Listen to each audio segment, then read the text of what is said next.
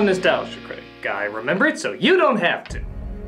Just at the height of Batman the Animated Series popularity, Warner Bros. Decided to do a spin-off with Superman, using a lot of the same people. And that show seemed to do well enough that for its next season, and Batman's fourth, they decided to combine both of them together in the new adventures of Batman and Superman. But that wasn't the only surprise people were given. Batman went through some seriously noticeable changes, including new designs, new characters, and just an all-around new feel. It was still the same animation and same voice actors, but the evidence was clear. This was a different Batman than what we saw 3 seasons before. Season 4, or the Red Sky series as I call it, was very controversial, at least among fans. Some say it was a welcome change of pace, others say it was trying to fix something that was never even broken. Whatever the reason for the changes, it of course invites the question, was Season 4 a hit or a miss? From a character setup, we still have the same backstories, only some of them have moved on since we last saw them. We see that Dick Grayson is fed up with being Robin and has moved on to being Nightwing, leaving Robin to be placed by another Orphan, only half his age this time, named Tim Drake. It's nice to see Grayson go rogue and finally develop his own badass persona, but it's still strange to see Bruce Wayne take someone even younger now under his Batwing as Robin. This guy has to be worst parent of the year! But you could argue that's the leeway of comic books, and even the idea of the original Robin took a pretty big suspension of disbelief to begin with. Plus, I surprisingly like this kid. He's got a lot of energy, he's smart on his feet, and he gets some actual funny one-liners here and there. Playing hooky? It's summer vacation. Never mind, I forgot who I was talking to. Batgirl's prominent in a lot more episodes, as is the Penguin, only this time around he has his own establishment, running upscale parties at his nightclub while still partaking in evil schemes on the side. And this isn't such a bad idea, seeing how his intelligence does indicate he would be smart enough to know how to pull it off. The rest of the characters are pretty much the same, that is of course except for those controversial designs. Yep, let's talk about what many consider the most jarring difference in all of the season, the characters' makeovers. The whole style of the show has gone more angular, resulting in everyone looking less three-dimensional and more, pointy. But one can make the argument that's kind of what they were going for to begin with. I mean, Batman's chin does look like the bottom of a box, doesn't it? So here, you could say they're just going all the way with it. Plus, the red sky and blacker backgrounds did help the colors stand out even more, so the characters actually did pop out whenever they were on screen. But subtle changes to characters like Alfred or Two-Face aren't major issues, but huge changes to characters like Catwoman and the Joker are. So let's go over them briefly. Batman has gotten rid of the yellow on his symbol, which I'll admit I do really miss, but to be fair, it did sort of look like a bullseye. Not the best nightly camouflage. But oddly, that doesn't stop Batgirl from changing into bright yellow cape, gloves, and boots. Oh yeah, you'll blend into the shadows much easier that way. At first I thought this was a pretty silly change, seeing how the original costume helped her to hide in the night a lot more. But the more I looked at the original costume, the more I realized it did just sort of look like Batman's costume on a college girl, and nothing else distinctly unique about it. So maybe this would help give her a little bit more of an identity. Plus, if Batman still dresses his adopted son as a neon fire hydrant, I guess the same kind of bizarre logic can work here too. Penguin was an odd callback to the design of the 60s, but again, if they want him to run a ritzy nightclub, it makes more sense he would look a little bit more sophisticated. Strange as it is though, I have grown more accustomed to that upscale voice coming out of this monstrous design than I have this one that's probably more fitting. Haven't you heard? I've reformed. $50,000 for the diamond. I think I'm just too used to it. Our femme fatales certainly look darker. That is, while Harley has few to no changes, both Catwoman and Poison Ivy have prominently blacker toned costumes and paler skin.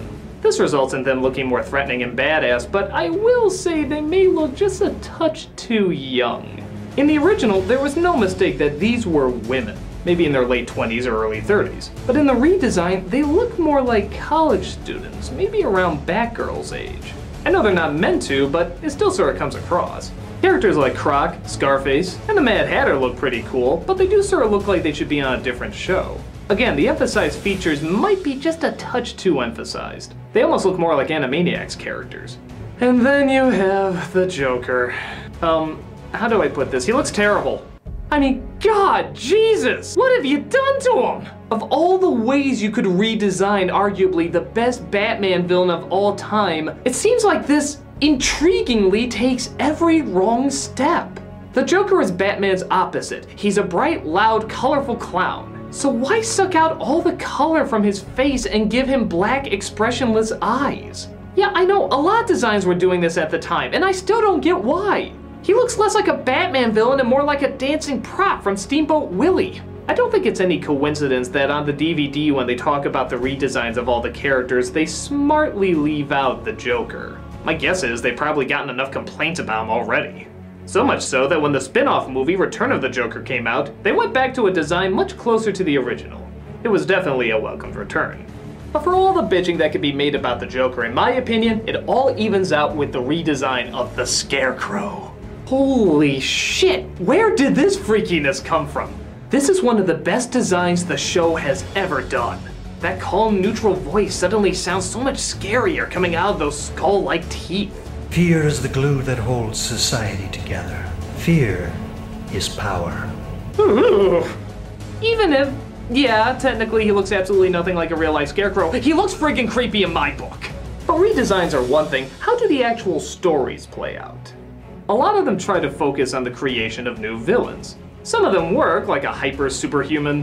Who are you? They call me Yellow-Skinned Wacky Man, but I prefer the Creeper. A masked beauty who thinks she's deformed, and another creepy addition called the Judge. Court is adjourned. While others kind of seemed out of place. Like this redneck farmer who grew mutated animals, or this ancient demon boy who uses a supernatural artifact to control a giant monster. I get the feeling these would be good in something else, but here, it's a little odd. Even for Batman. There's a few stories that seemed a little odd too. Like this one episode where Clayface returns and creates a little girl to scout the area to make sure he can take shape again. The girl somehow has a personality of her own and forms a friendship with Robin, until she remembers who she is and she has to return to Clayface. Yeah, creating another awareness out of Clay seems like a bit of a stretch. But then again, it does prove to be one of the more touching and even darker episodes. In fact, a lot of them get a lot darker than before. We get an interesting dive into an abusive relationship with Harley's backstory, a funeral for Batgirl right after seeing her fall to a pretty gruesome death, and even the Joker gets axed off after mentally torturing and brainwashing Robin to be his psychotic spawn. As I said before though, darker doesn't always mean better. For example, in Mr. Freeze's return, he loses hope in humanity and he even loses the majority of his body to his disease, resulting in him ending up as... I was hoping to see you again. Oh Christ, that is beyond fucking stupid. This is Marvin the Martian, science guys. What am I looking at? But for every episode that tries something new that doesn't work, there's another one right around the corner that tries something new and succeeds. One especially fun one is where 3 kids share their stories about what they think Batman is like, displaying the different interpretations that Batman has had over the years. They even take a pretty heavy hit at Schumacher, as one of the kids named Joel has his own strange fixation on the Dark Knight. I love Batman. All those muscles, the tight rubber armor, and that flashy car.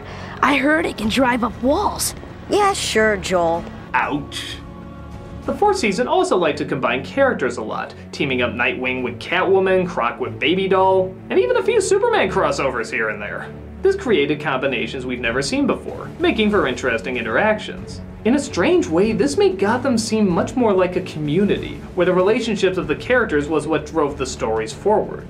So, with all these elements combined, how does Season 4 hold up? Well, it's give and take. While the suspension of disbelief was abused, it did often result in darker stories. While some redesigns were wildly questioning, others were incredible upgrades. While many stories were goofy and out of left field, others proved that they still understood the dark, tragic journeys of some of our favorite characters. So as a whole, the 4th season is probably not the strongest, but it doesn't deserve to be overlooked or ignored. I admire these guys for taking chances and trying something new, even if all the changes didn't pay off. Batman has gone through so many interpretations over the years, and this is one of the few times we get to see the exact same team reinterpret themselves in a different way. That doesn't happen very often. And it allows a chance for artists and writers to come at something they obviously love in a completely new light. So in answer to is the 4th season hit or miss, I'd say it's both hit and miss. But the hits are still strong enough to give you the chills when the bat signal hits the sky and the Caped Crusader takes to the air.